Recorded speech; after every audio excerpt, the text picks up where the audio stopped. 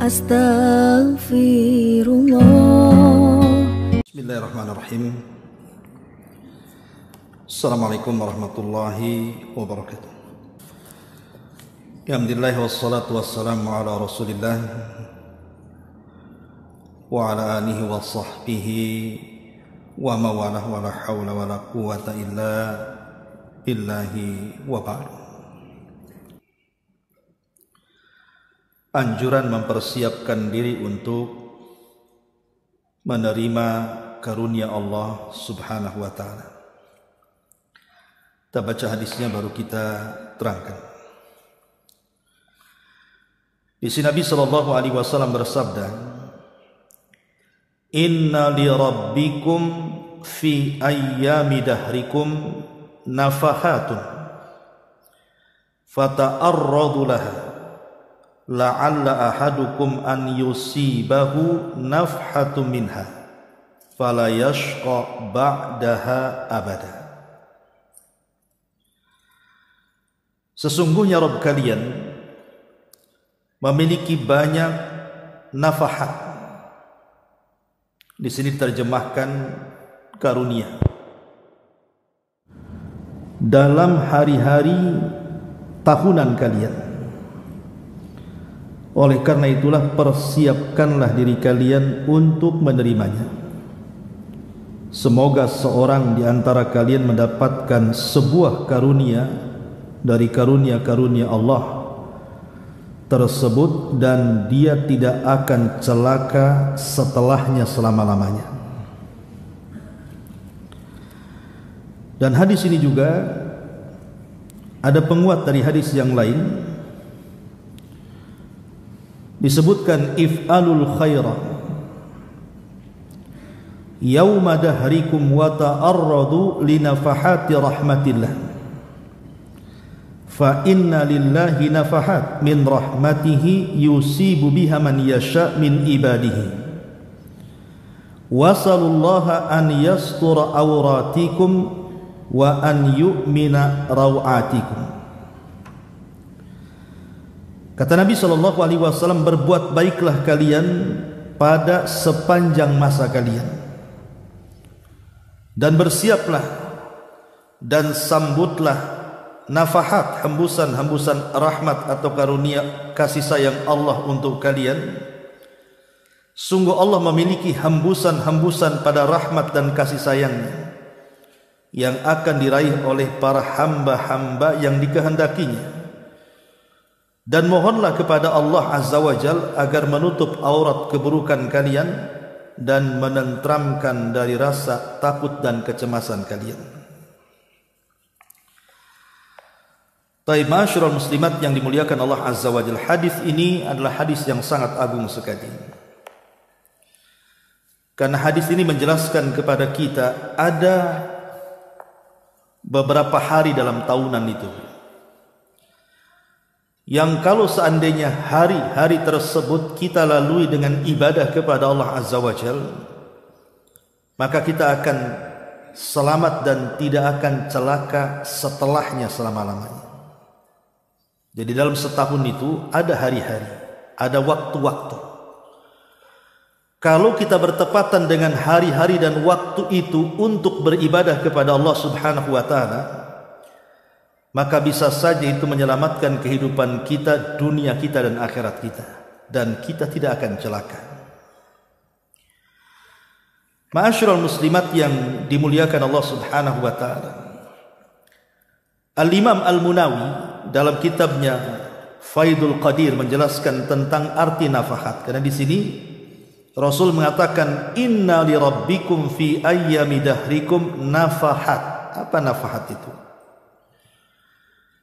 Beliau mengatakan bahwa yang dimaksud nafahat adalah ilham yang memberikan semangat kepada seseorang untuk mendekatkan diri kepada Allah Subhanahu wa taala, yang diberikan kepada siapa saja di antara hamba-hamba Allah yang Allah kehendaki.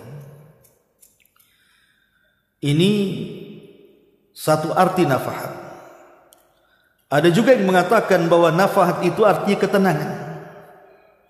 Jadi Allah Subhanahu wa taala akan memberikan ketenangan tumakninah, keimanan, kesemangatan hidup, dan juga keselamatan kalau dia bertepatan dengan hari yang dimaksud dalam hadis ini.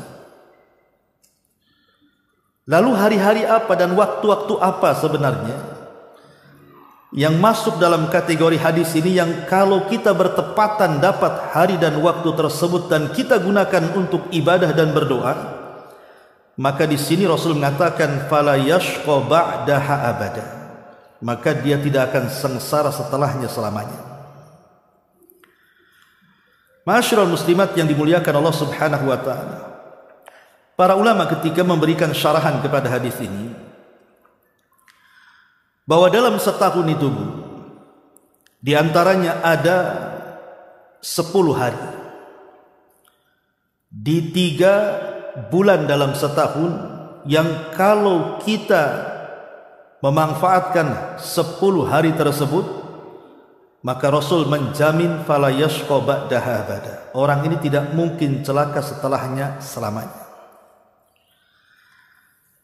Yang pertama 10 akhir Ramadan. 10 akhir Ramadan mulai tanggal 20 sampai selesai Ramadan. Itu hari-hari terbaik.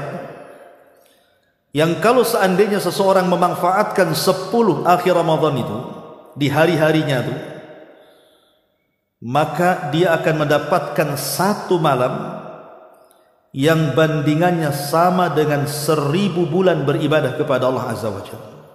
Dan itu difirmankan di dalam Al-Quran, inna anzalnahu fi lailatul qadr wa ma adraka ma lailatul qadri khairun min alfi syahrin. Bahwa kalau kita mendapatkan 1 malam itu dari 10 malam di akhir Ramadan, maka kita sama telah melakukan ibadah selama 83 tahun 6 bulan kurang lebih. Artinya kan ini luar biasa kalau orang mendapatkan Lailatul Qadar itu, karena Lailatul Qadar itu bagian daripada nafahat dalam hadis ini. Ini yang pertama. Yang kedua 10 awal bulan Dzulhijjah, dan itu sudah lewat bulan kemarin, di mana 10 awal bulan Dzulhijjah itu dinyatakan oleh Nabi SAW sebagai hari-hari terbaik dunia.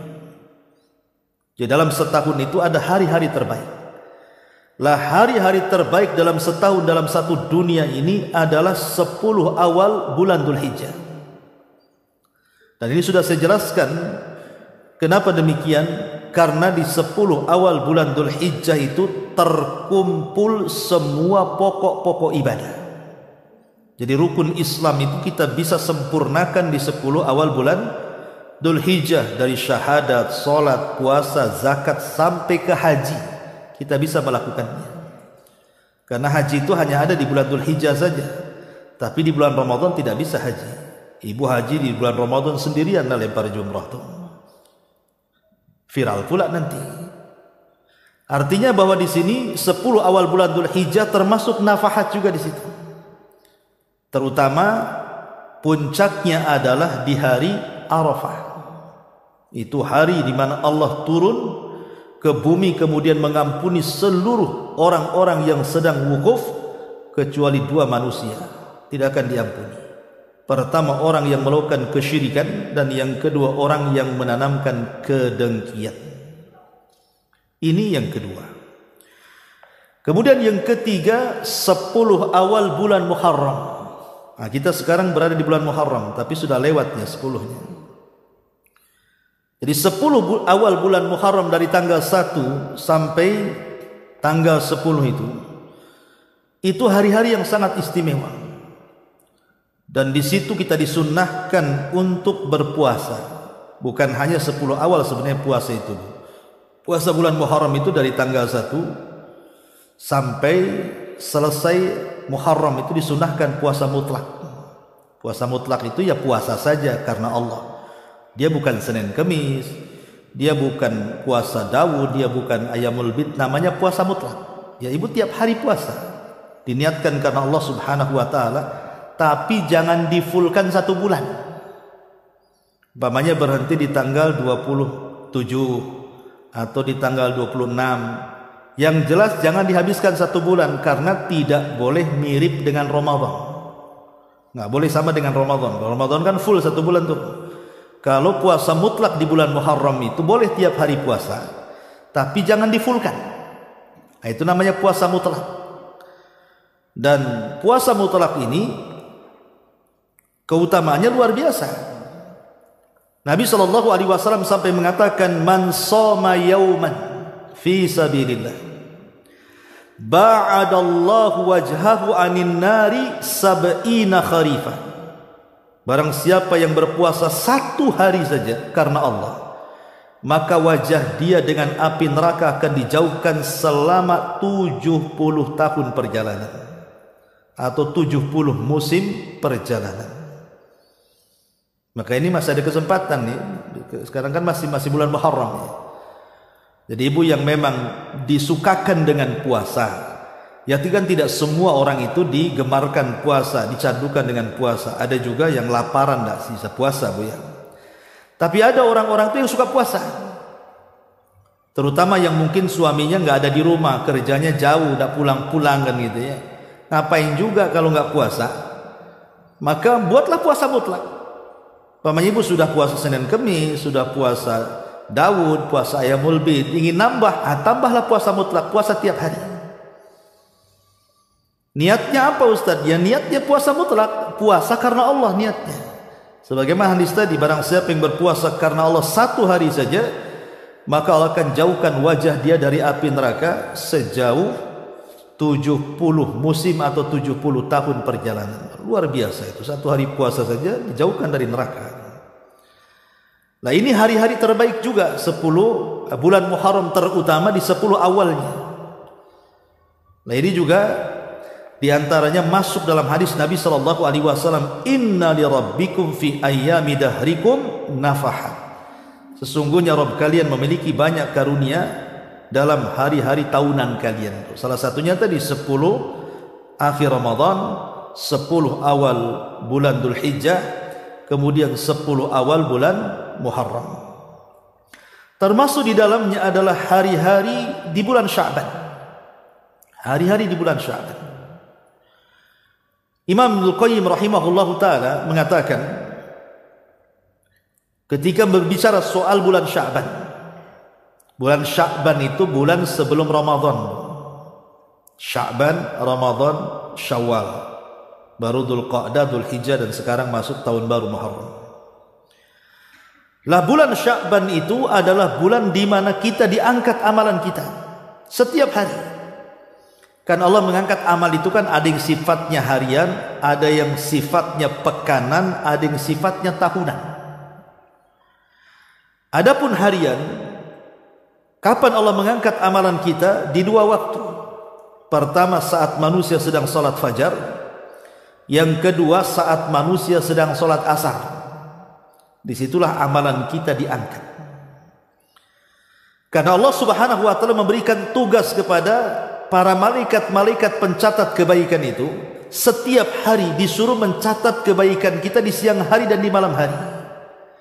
Lah pertemuan 2 malaikat itu terjadi di 2 salat ini, salat fajar dan salat asar. Jadi malaikat yang shiftnya siang itu mencatat kebaikan kita di siang hari, mulai dari subuh sampai asar itu ibu ngapain aja? Oh, ibu baca Quran, dicatat baca Quran. Silaturahim dicatat silaturahim. Birrul walidain dicatat birrul walidain. Zikir dicatat zikir. Dan begitu seterusnya. Nanti saat manusia sedang sholat asar, malaikat yang mencatat itu naik dan menghadap Allah, memberitahu amalan kita di siang itu. Lah di waktu yang sama ketika malaikat yang mencatat kebaikan di siang hari naik, maka malaikat yang mencatat kebaikan di malam hari turun. Di waktu manusia sedang sholat asar juga. Makanya kenapa sholat subuh dan asar itu memiliki 2 pahala, Bu? Kalau ibu lakukan tepat waktu. Pahala yang pertama karena dicatat oleh malaikat malam, pahala kedua karena dicatat oleh malaikat siang. Tapi kalau selain daripada fajar dan asar itu cuma 1 dicatat. Zuhur cuma dicatat malaikat siang saja. Ya, kemudian Maghrib cuma dicatat malaikat malam saja. Isya juga sama. Tapi kalau fajar itu 2 yang mencatat tuh. Malaikat siang mencatat kita sedang sholat subuh. Malaikat malam pun sebelum naik mencatat kita sedang sholat subuh. Jadi 2 catatan kita dapat. Makanya kenapa Nabi SAW mewanti-wanti, Bu, jangan remehkan 2 waktu sholat ini. Kata Rasul, man hafadha ala baradaini dakhalal jannah. Siapa yang menjaga 2 barad, maksudnya sholat asar dan sholat subuh, maka dijamin masuk surga. Dari sini Nabi SAW menjamin sesiapa yang menjaga 2 sholat ini, maka ada jaminan masuk surga. Kenapa sedemikian besar? Kan sholat itu 5 waktu. Karena fajar dan asar ini masuk dalam kategori sholat wusta, yang Allah katakan hafidhu ala salawati was salatil wusta. Jaga oleh kalian sholat yang 5 waktu, terutama sholat wusta. Nah, sebagian ahli tafsir mengatakan yang dimaksud sholat wusta itu sholat subuh, yang lain mengatakan yang dimaksud sholat asar. Ini catatan amal yang sifatnya harian yang diangkat itu. Ada catatan amal itu yang sifatnya pekanan, dan itu ada di 2 hari. Pertama hari Senin, yang kedua hari Kamis. Makanya di situ disunnahkan puasa Senin Kamis, karena di 2 hari itu Allah angkat. Tetapi ada pengecualian dalam hadis itu, diangkatnya amalan ini dan dikecualikan ada orang-orang yang tidak diangkat amalan hari itu, 2 manusia. Pertama, orang yang menyekutukan Allah Subhanahu wa taala tidak akan diangkat amalannya. Yang kedua, orang yang bertengkar.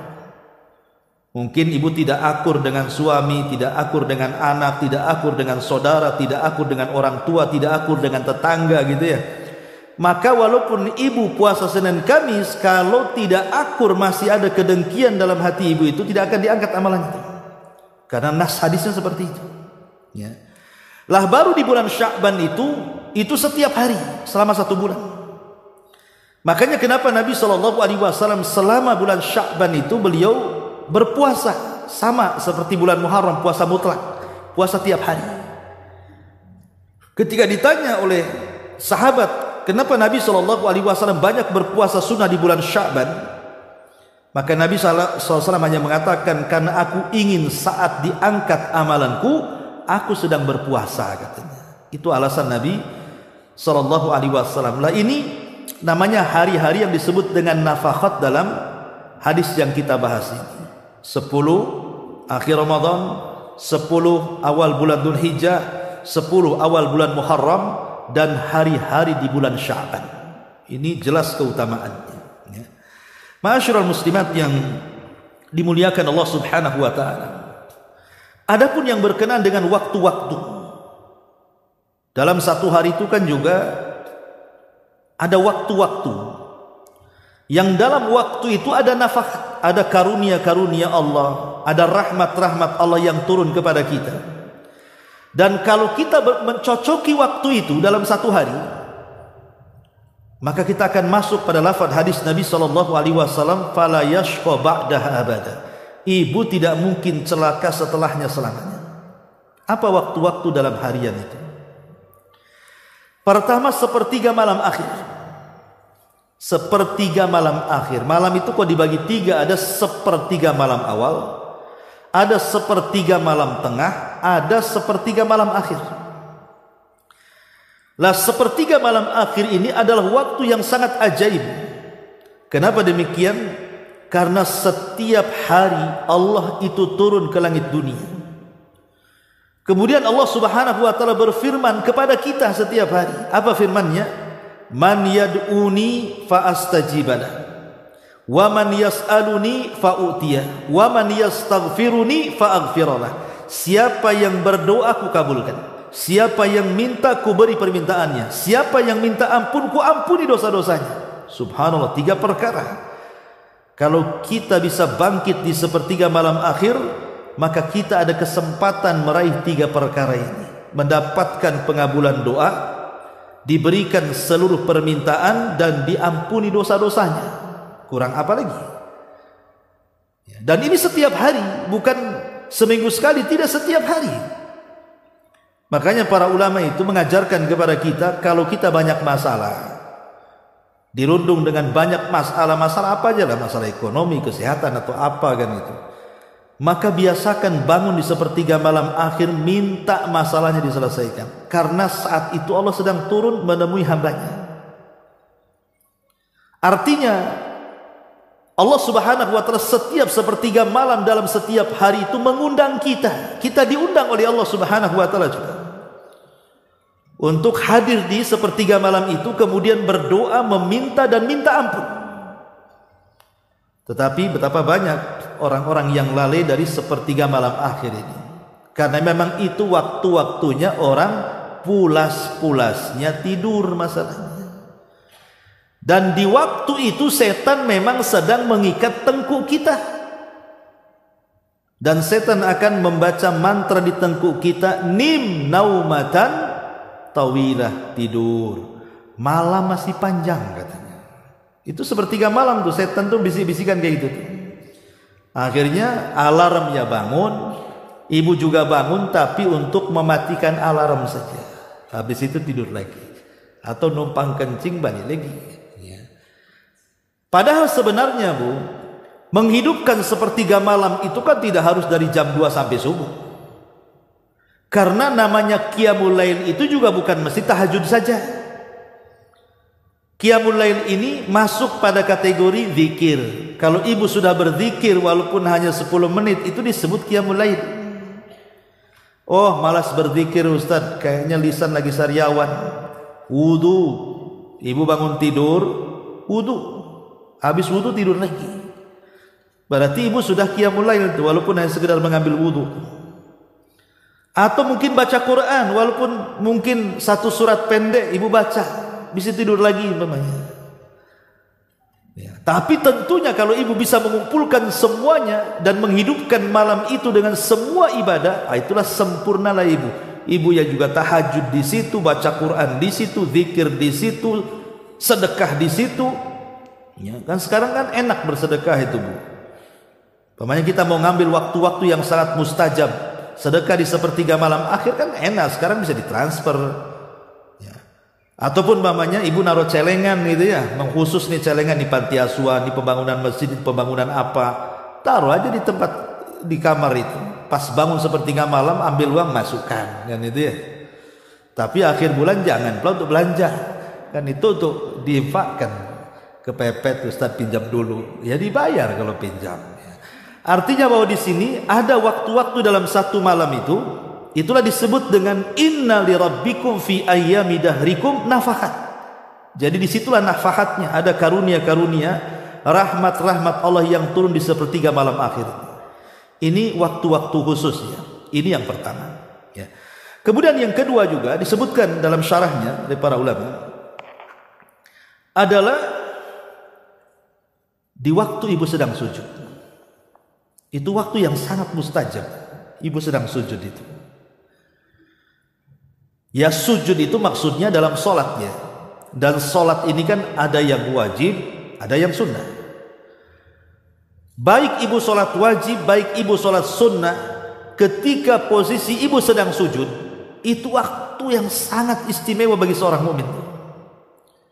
Makanya biasakan lamakan dalam sujud itu, kecuali kalau ibu jadi makmum. Ya jangan sampai lama-lama ketinggalan sama imam nanti. Maksudnya dalam posisi ibu sholat sendiri, apalagi kan afdoliyah sholat wanita itu di rumah. Boleh ke masjid tapi afdolnya di rumah. Artinya memungkinkan ibu bisa sujud lama gitu kan di rumah. Bahkan ada seorang ulama itu namanya Sufyan Ats-Tsauri. Sufyan Ats-Tsauri rahimahullah ta'ala, seorang tabi'in itu kalau sujud lamanya itu seperti orang tawaf 7 kali tawaf. Satu kali tawaf berapa putaran? 7 putaran. Ini sama dengan 7 tawaf. Berarti 7 putaran kali 7 lah. Selama itu tuh Sufyan Ats-Tsauri kalau sujud dalam sholat sunnah. Ya ibu bisa juga kayak Sufyan Ats-Tsauri, tapi nggak yakin kalau ibu tak tidur. Kalau kelamaan kan tidur juga kan itu. Tapi kalau ulama dulu kan betul-betul dimanfaatkan waktu sujud itu. Kenapa demikian? Karena ada hadis di mana Nabi Shallallahu Alaihi Wasallam mengatakan bahwa paling dekatnya seorang hamba dengan Allah Subhanahu Wa Taala itu di waktu sujud. Paling dekatnya dari semua ibadah yang Allah perintahkan kepada kita, Bu. Yang paling dekat seorang hamba dengan Allah itu ketika melakukan ibadah sujud. Kan ibadah banyak, sedekah ya ibadah, silaturahim ya sedekah, baca Quran ya sedekah, semua ibadah kan. Solat juga ibadah. Tapi dalam solat pun tidak semua gerakan dekat dengan Allah. Yang paling dekat dengan Allah itu justru ketika sujud itu. Alasannya kenapa? Karena sujud itu sama dengan merendahkan kita serendah-rendahnya. Karena tempat yang sangat istimewa bagi kita, wajah itu diletakkan di tempat yang paling hina di bawah. Hanya karena Allah Subhanahu Wa Taala. Dari anggota badan kita kan yang paling ibu rawat pasti wajah kan. Yang paling banyak biayanya itu wajah. Nggak ada ibu beli-beli untuk dengkul tuh nggak ada. Untuk apa kan? Paling wajah. Semua ada di wajah duit itu.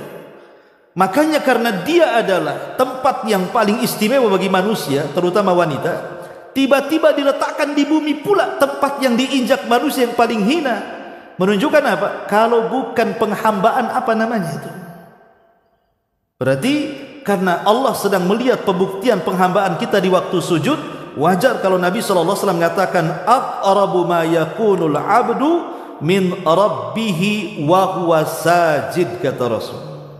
Yang paling dekat seorang hamba dengan Allah Subhanahu Wa Taala adalah posisi dia sedang sujud dalam solat. Kemudian di ujung hadis Rasul mengatakan fa'aksiru fihi doa, perbanyak doa di situ, kata Rasul. Kenapa? Hampir-hampir doa orang yang sedang sujud itu ditolak, tidak akan ditolak, mustajab ya. Ma'asyiral muslimat yang dimuliakan Allah Azza wa Jalla, apalagi sujud sendiri, Bu, itu alamat daripada alamat-alamat yang akan menyelamatkan seseorang dari api neraka. Karena satu-satunya anggota badan kita dari kepala sampai kaki yang tidak akan disentuh api neraka itu cuman anggota sujud. Itu tidak akan disentuh api neraka. Anggota sujud ada berapa? Ada 7 ya. 1 sama hidung ini jadikan 1 dahi dengan hidung. Yang kedua telapak tangan. Yang ketiga 2 lutut. Kemudian 2 lutut 2, tangan 2, kaki 2, itu sudah 6. Kemudian dahi dan hidung itu 1, berarti 7. Itulah anggota sujud. Itu tidak akan disentuh api neraka. Makanya ada hadis ketika orang-orang yang berada di sorga itu, mereka berbincang-bincang soal teman-teman mereka yang masuk neraka. Dan ini pentingnya kita ini punya kawan yang baik, Bu. Karena kawan yang baik itu terkadang bisa menjadi syafaat bagi kita pada hari kiamat. Jadi orang-orang ini bicara, mana teman kita tuh yang satu pengajian di Sukajadi itu ya, yang suka kumpul-kumpul, kok nggak ada? Kata malaikat, itu di neraka tuh kawanmu tuh. Maka ini orang-orang akan bangkit nih.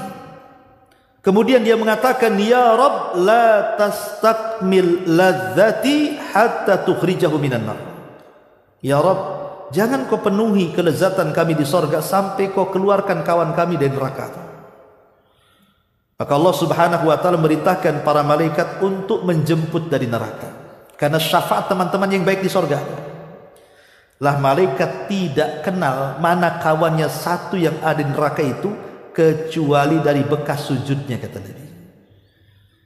Dari sini menunjukkan bahwa kalau orang suka sholat, insya Allah dia ada kesempatan selamat dari neraka walaupun dia sempat masuk neraka. Kenapa?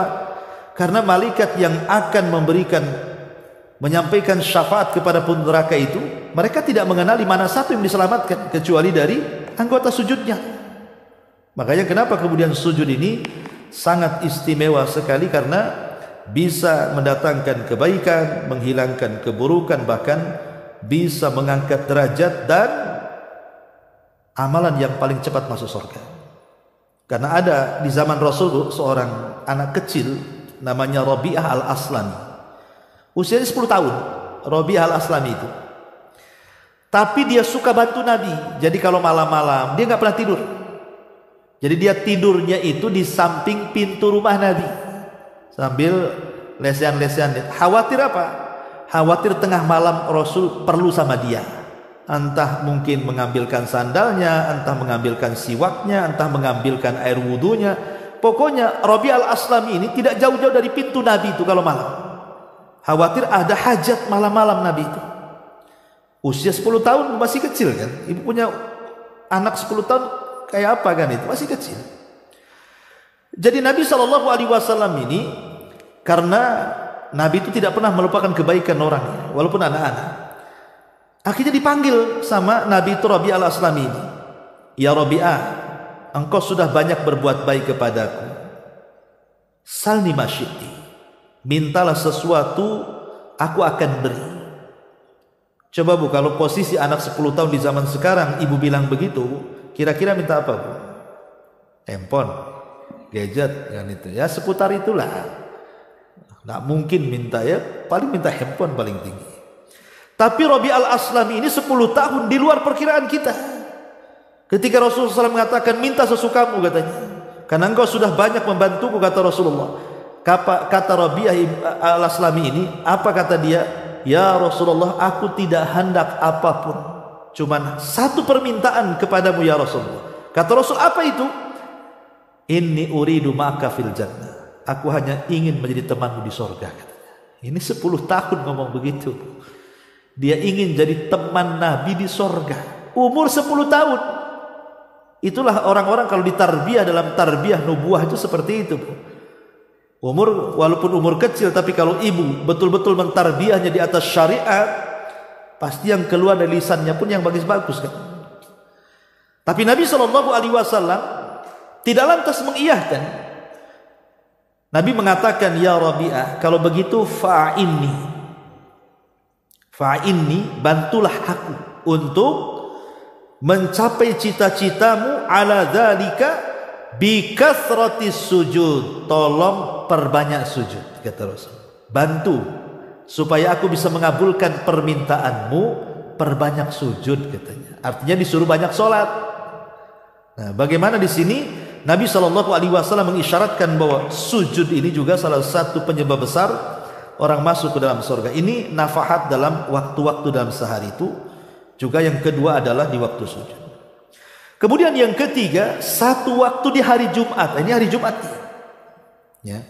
Nabi SAW pernah mengatakan, fil Jum'ati sa'atun la yuwafiquha abdu muslim qaimun yusalli fasa'alallaha khairan illa a'tahu. Kata Nabi SAW, di hari Jumat ini ada satu waktu kata Rasul. Kalau ada seorang hamba muslim berdoa kepada Allah bertepatan dengan waktu mustajab doa itu, minta apapun Allah beri kata Allah, kata Nabi. Sebagian para ulama berselisih pendapat maksudnya satu waktu di hari Jumat yang kalau kita berdoa mustajab itu kapan?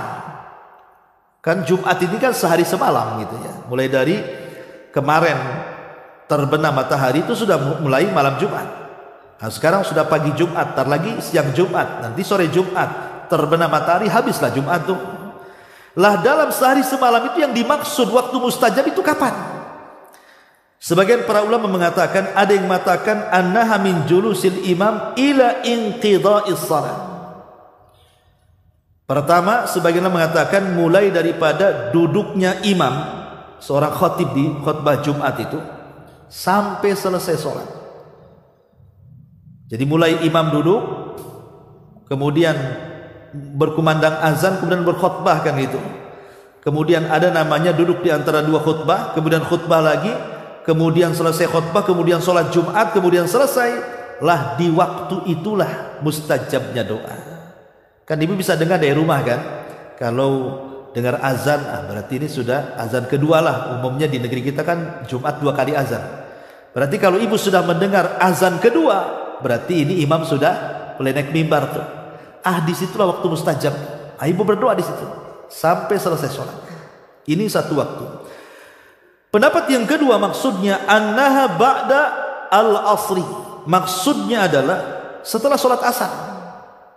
Jadi setelah sholat asar di hari Jumat, dari ba'da asar sampai terbenam matahari, disitulah waktu mustajab doa. Dan ini pendapat yang kedua, sebagaimana pendapat Abdullah ibn Salam, Abu Hurairah, Imam Ahmad, dan banyak sekali para ulama mengatakan bahwa yang dimaksud waktu yang mustajab doa di hari Jumat itu artinya setelah asar sampai maghrib.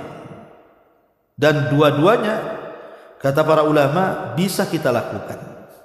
Nah, ini juga di antara nafahat yang disebutkan, inna li rabbikum fi ayyami dahrikum nafahat, waktu-waktu yang sangat luar biasa yang Nabi mengatakan fala yashqa ba'daha abada. Orang kalau mendapatkan waktu itu tidak akan sengsara setelahnya selama-lamanya.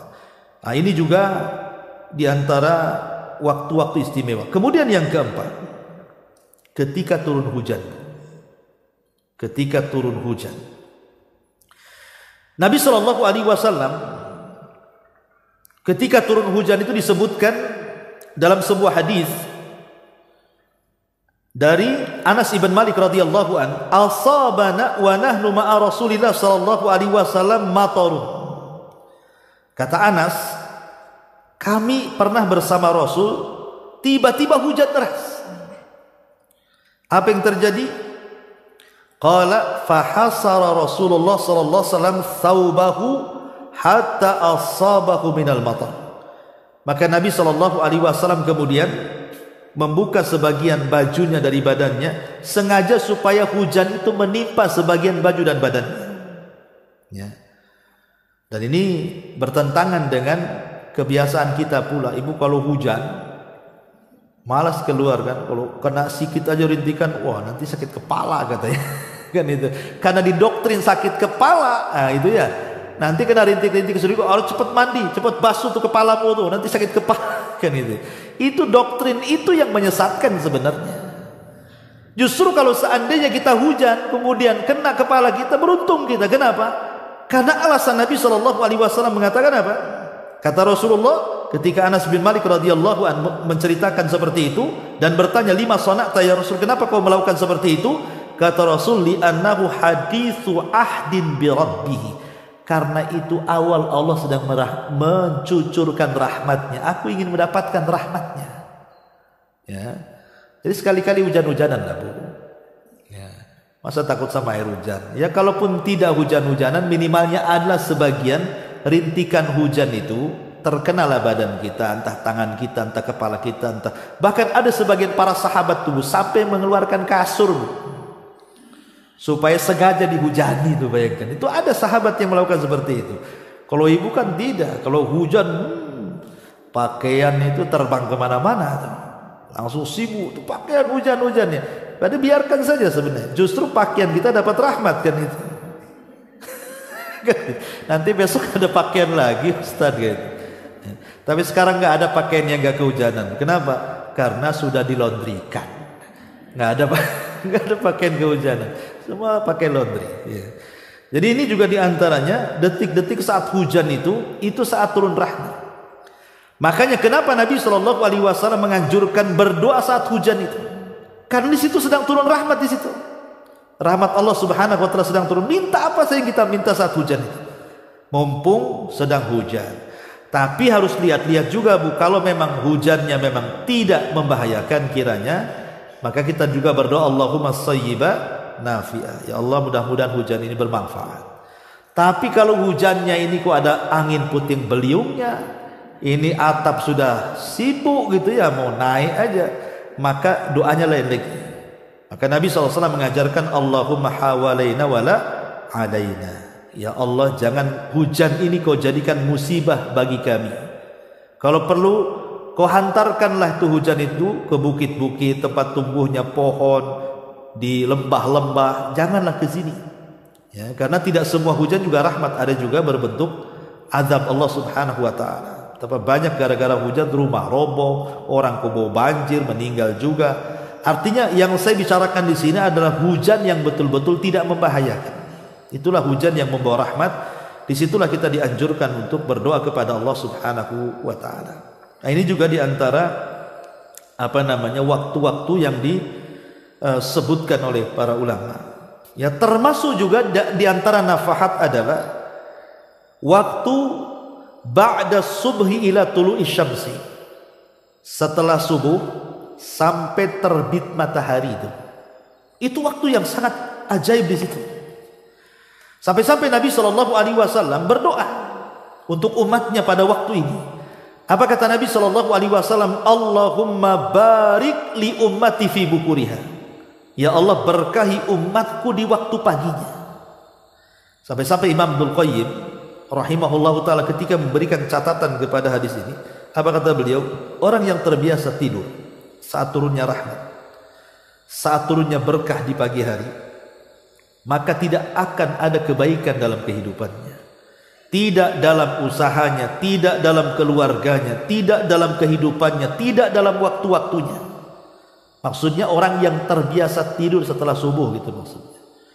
Tapi kalau seandainya memang ada hal-hal yang menjadikan dia tidak bisa tidak tidur, harus tidur karena kelelahan, di malam hari mungkin begadang karena bekerja, mungkin suami bekerja atau ibu karena punya anak kecil gitu ya, rewel, akhirnya asih bangun, tidur sesaat bangun lagi, sehingga tidurnya itu habis subuh. Kata Syekh bin Baz rahimahullah ta'ala nggak masalah, karena ada dzuruf di situ, karena ada udzur syar'i sehingga dia tidak bisa menahan kantuk.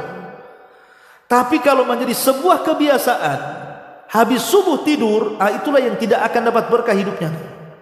Karena Nabi SAW yang mengatakan kan, Allahumma barik li ummati fi bukuriha, ya Allah berkahi umatku di waktu paginya. Makanya kalau ibu lihat dalam hadis-hadis tentang wanita-wanita sahabiah di zaman sahabat itu, di zaman Rasul, yang sholat ke masjid berjamaah itu bu, ibu tidak akan dapati di waktu zuhur, waktu asar, waktu maghrib, waktu isya.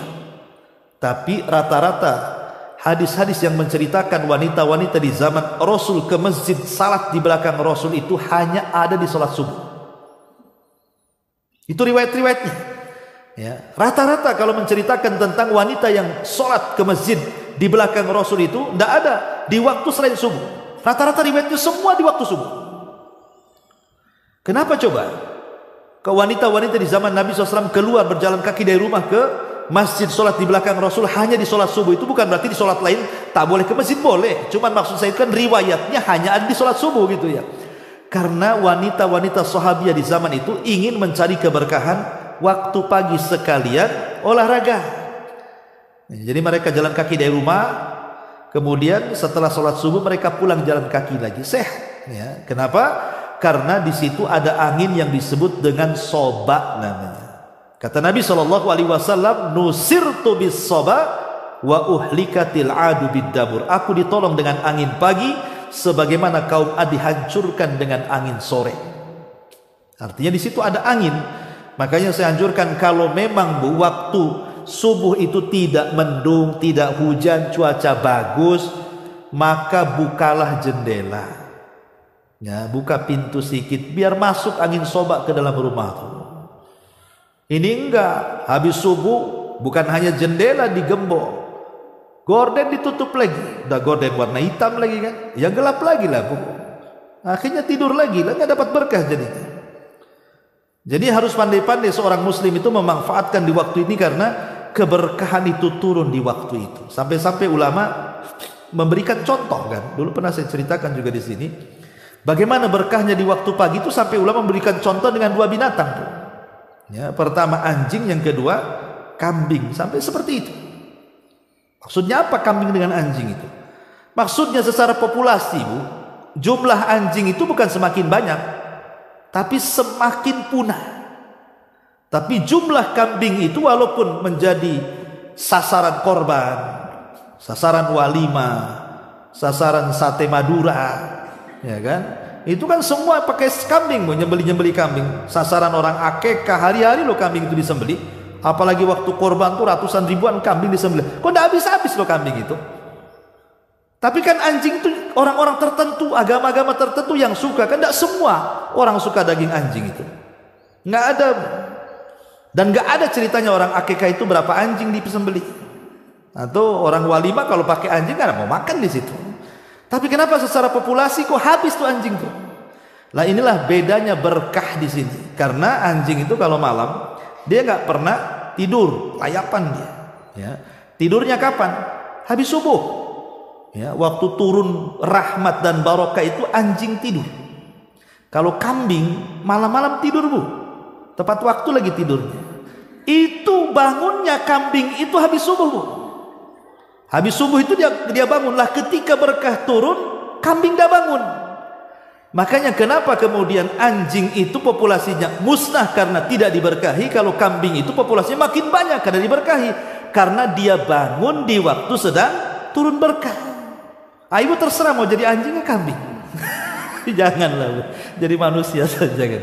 Artinya di sini saya contohkan saja bahwa keberkahan di waktu pagi itu seperti itulah. Itu masuk pada hadis Rasul, inna li rabbikum fi ayyami dahrikum nafahat. Itulah bagian daripada nafahat tadi, yang kalau kita mendapatkan waktu-waktu tadi atau hari-hari dalam setahun itu dan kita manfaatkan betul waktu dan hari-hari itu, maka masuk dalam kategori fala yashqa ba'daha abada, maka dia tidak akan sengsara setelahnya selamanya.